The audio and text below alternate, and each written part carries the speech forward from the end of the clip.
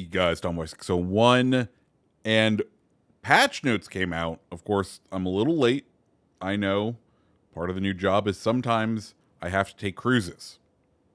I know it sounds like a rough gig, but I promise you there was actual work done on this trip. But anyway, let's just go ahead and talk about these patch notes, and we're just going to dive on in. The first thing, campaign ship has been officially revealed. It is the Tier 7 Enterprise. It's not something I was fully expecting. After Vallejo was teased, I sort of expected Enterprise with its big name recognition not to be the campaign ship, instead to be a much more desirable ship. But I guess given the history of desirability of carriers in this game, Wargaming has made the decision the Enterprise will be the campaign ship. And what does the Enterprise feature? Well, I think the most important thing is we get an interesting combination of the quirks and features of two different of the carrier lines.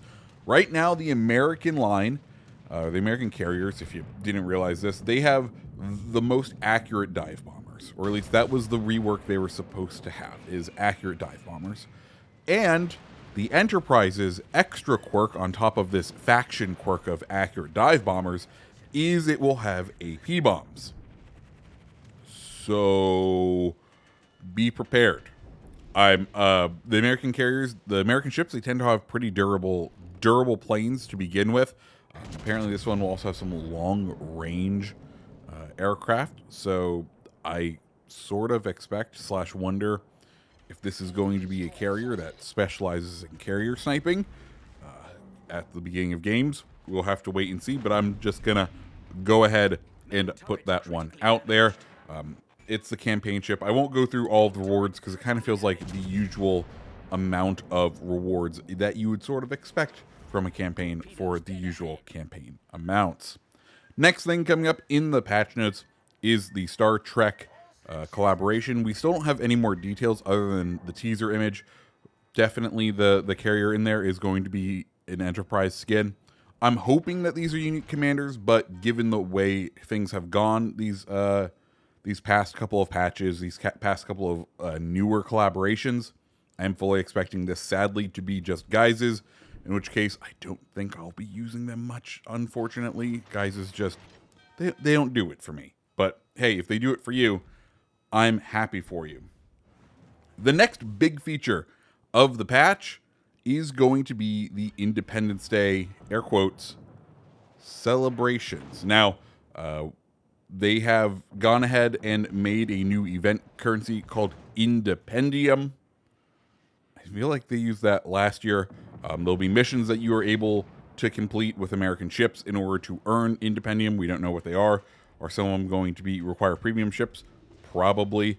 But the rewards, or the big rewards they are highlighting currently, are one, the Golden Eagle camos for both Kansas and Florida, which are pretty great. Skins for the new hybrid battleships, which, you know what, let's just go ahead and talk about this, or else the rest of this won't make sense. So, coming with this patch, in this update, as I'm sure we're aware, we talked about the tease of it, is the new U.S. hybrid battleships. And I like what they've done with this. So, over on PC, they function straight up as, you know, one half of them is battleship, one half of them is aircraft carrier, and a lot of times people just play them as aircraft carriers, just bad aircraft carriers. That is not what World of Warships Legends has done. Instead, they have taken the airstrike feature that we've seen with DE7 this past campaign and applied it to this line.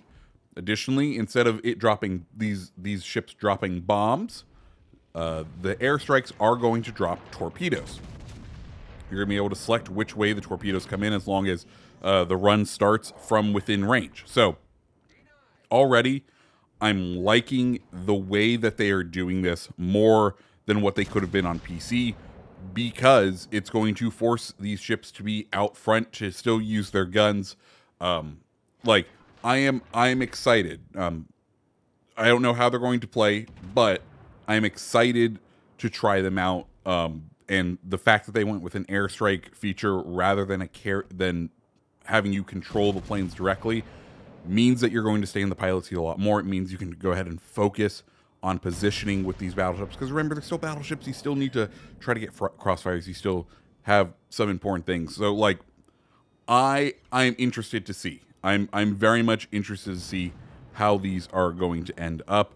The 4 ships starting at tier 6 going up to tier 8 are going to be Connecticut, Nebraska, and Delaware. Oh, those are the 3 ships. And then we do also have Louisiana, but that is where we're going to toss back to the Independence Day event, because tiers 6 through 8 are going to go ahead and enter early access for this update, and then most likely then be full out released in the next update, which makes sense. That's kind of how these things progress. But then the legendary tier, Louisiana, which is the top of the line, which I do appreciate them, like, at least having this ready to be playable at the same time as the line launch, will be the ultimate reward, essentially, for the Independium. Now, you will not be able to get it for free. I have a feeling you're going to have to buy a lot of the random bundles, which we'll talk about next, in order to purchase Louisiana. But Louisiana will be available through this Independium. And the good news, or I don't know if this is good news, but at least they're telling us, which I like. I don't like how long it is. I like that they are telling us that Louisiana will be exclusive for 1 year.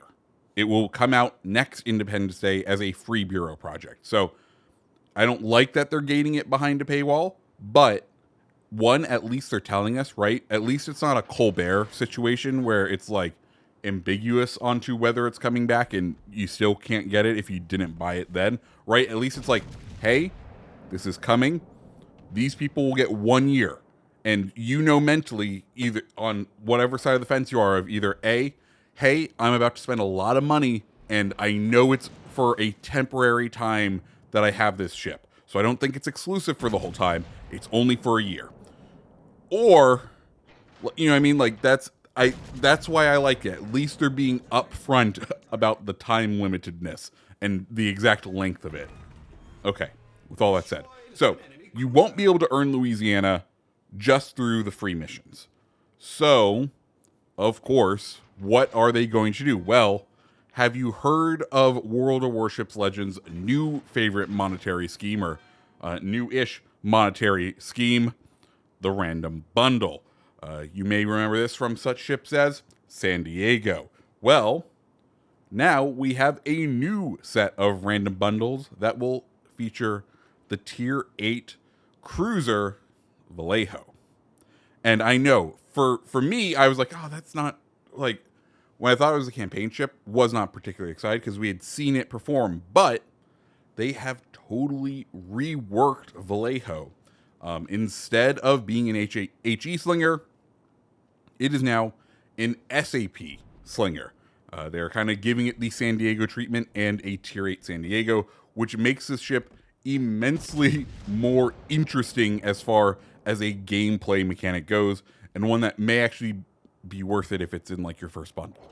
I'm not going to advocate going in, but within those bundles, the stuff that you're going to want to get is going to be the Vallejo, the Independium if you want Louisiana, and there will also be an 80% off premium ship. I believe it's going to be exclusive to U.S. ships, but an 80% off a U.S. ship discount coupon.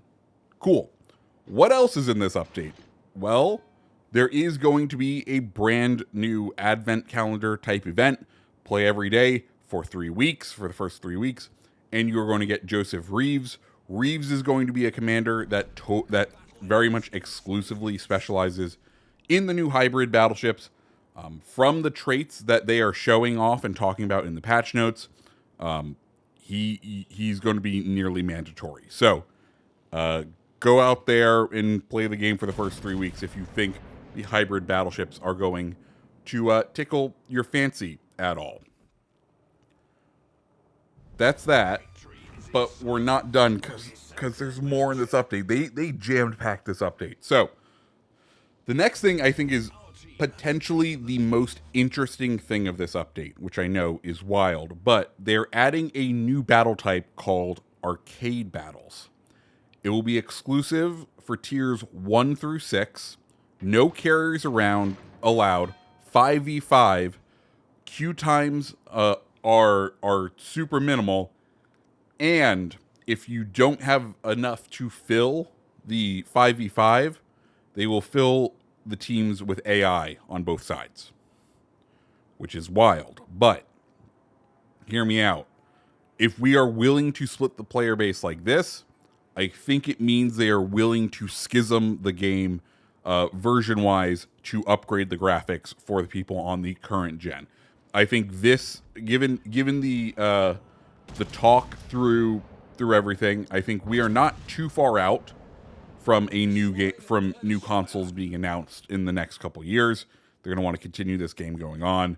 I think this is them having an out to allow the Xbox One, PS4 generation to still play the game, but still being able to update, renew, move things forward for the people who are on the current gen or the new next gen.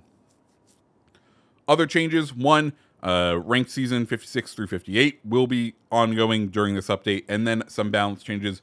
The biggest one is going to be to the Turpits.